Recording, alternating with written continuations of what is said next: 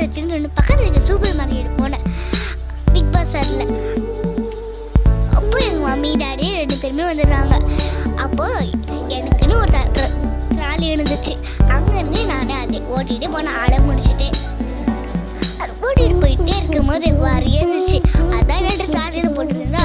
இன்னொரு ட்ராலியில் பார்க்கும்போது நூடாலியாக எடுத்தோன்னு பார்த்தா ரெண்டு ட்ராலி காணோம். எங்கள் அம்மாவும் எடுத்து தனியாக சுற்றிட்டு இருந்தாங்க. அப்படி வரைய அப்போ கொட்டிச்சு எக்ஸ்ட்ரா பேக்கெட்டே எடுத்து வரைய போட்டேன்.